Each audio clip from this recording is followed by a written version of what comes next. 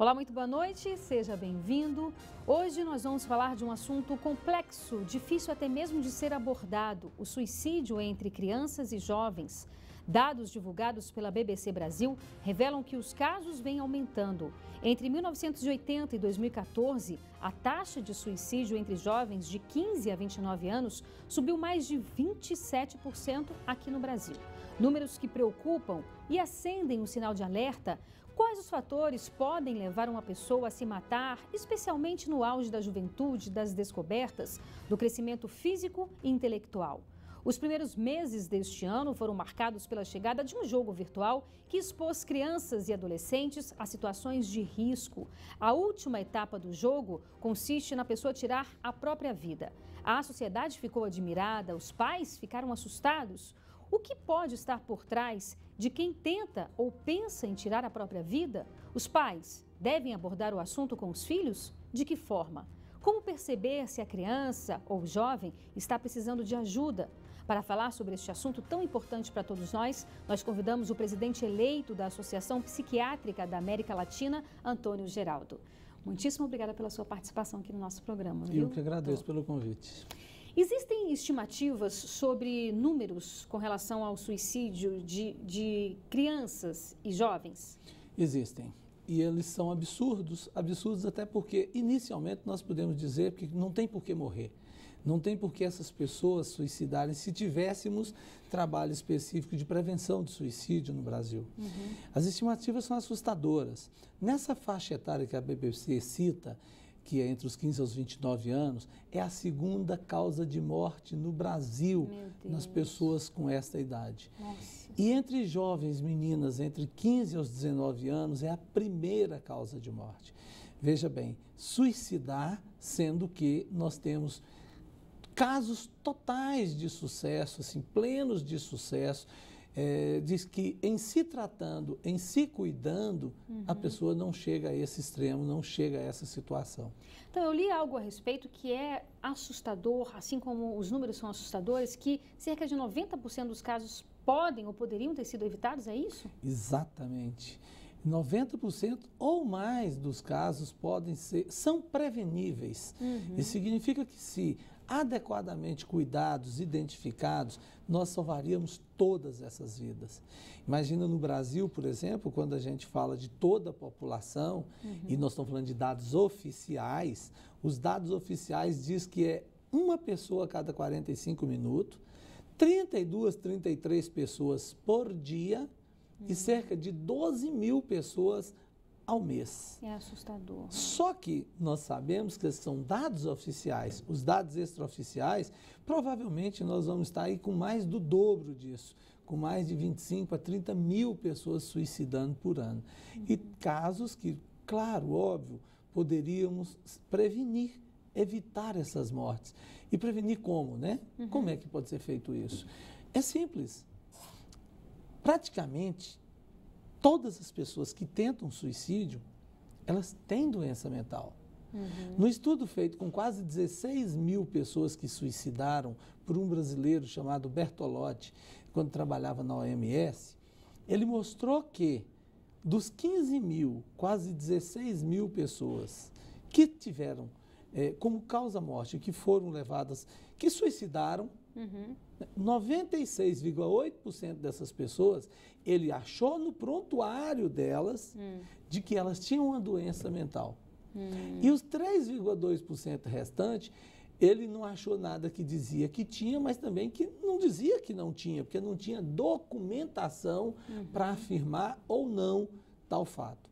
Com isso, nós concluímos que praticamente 100% dos casos de suicídio realmente são pessoas que têm doença mental. E se tem doença mental, é tratável. Nós temos inúmeros casos de sucesso. Tem um jornalista que fez um relato muito interessante, inclusive via Facebook, que ela estava em tratamento psiquiátrico e resolveu que ia suicidar. Mas ele tinha 7 cachorros. Aí ele pegou e encomendou o veneno para que matar os 7 cachorros e ele todos ao mesmo tempo. Muito bem.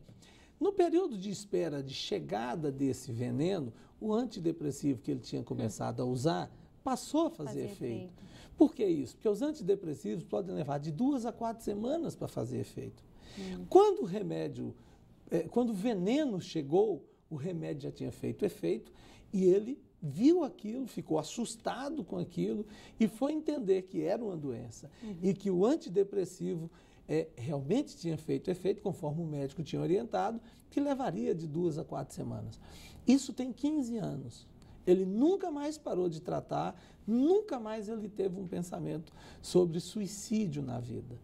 E assim nós temos vários casos em que pessoas que tentaram suicídio e que passaram a tratar e que nunca mais pensaram em suicídio porque fizeram o tratamento adequado e mantiveram o tratamento adequado e hoje fazem exatamente o contrário, faz campanha de prevenção ao suicídio. É muito interessante a gente abordar isso porque às vezes as pessoas que podem estar nos vendo, pessoas que têm uma dor profunda, um vazio existencial, que eu acho que todos nós, de uma certa forma, temos esses sentimentos, principalmente esse vazio existencial, mas saber que se tratar, se tomar medicamento, esse pensamento, que muitas vezes é constante, ele vai acabar, ele vai passar. Eu adorei sua colocação e eu vou explicar uma coisa aqui que é interessante para as pessoas entenderem do que você falou.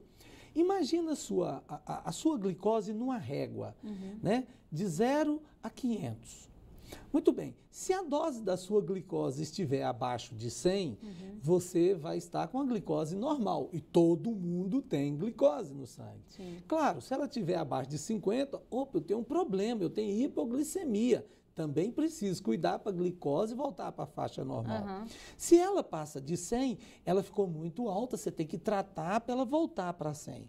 Ok, mas uma glicose de 120, pode ser que você vai fazer só dieta, evitar açúcar, fazer atividade física e resolve. Se ela for 150, você já tem que usar hipoglicemia antioral, dependendo do tipo e tal. E se ela for 200 ou 300, dieta, insulina, tudo mais para atividade física para voltar para o normal. Ok, depressão tem sintomas que todos nós temos, a doença depressão. Tristeza, desânimo, falta de prazer, falta de alegria. Agora, depende de onde ela está nessa régua. Se ela estiver dentro nessa régua, num número, num valor, num certo ponto em que está dentro da normalidade, ok, é normal, passou. Agora, a depressão síndrome é diferente. Ela vem numa intensidade tão forte que ela te inabilita. Te tira condições de trabalhar, de produzir, de viver e vem inclusive os pensamentos negativos, pensamentos de desvalia, de desinteresse, de incapacidade e também pensamentos de morte, pensamentos de suicídio. E dependendo do estado depressivo, da gravidade desse quadro, a pessoa pode realmente chegar a esse absurdo de pensar, de planejar e até de suicidar. Se alguém que estiver nos assistindo estiver numa situação dessa, é muito simples, procura ajuda médica e você melhora.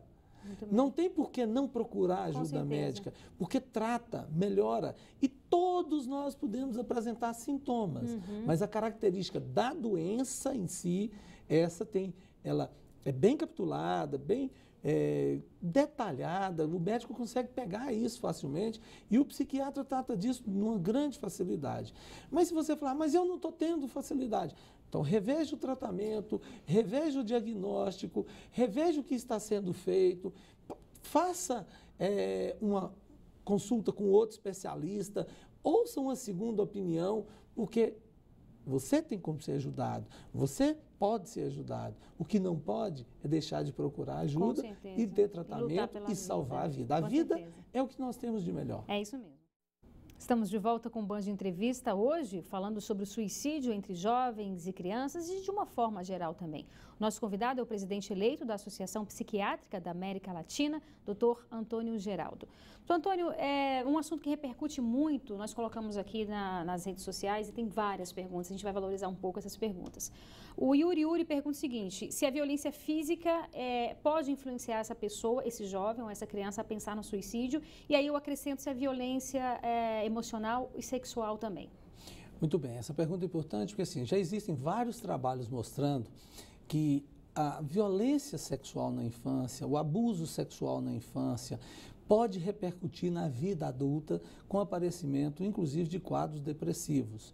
Então, se a gente imaginar que as doenças mentais, elas têm um fator genético e nós temos o fator fenótipo, que é o meio ambiente, quer dizer, o fator fenótipo, que é meio ambiente, atuando como fator desencadeador, sim, com certeza. Violência sexual, violência doméstica, o abuso sexual vai fazer uma diferença muito grande, tanto ainda na vida enquanto criança, quanto enquanto adolescente e também na vida adulta. E pode ter uma correlação importante nisso, no quadro psiquiátrico e na doença, inclusive na tentativa e no suicídio.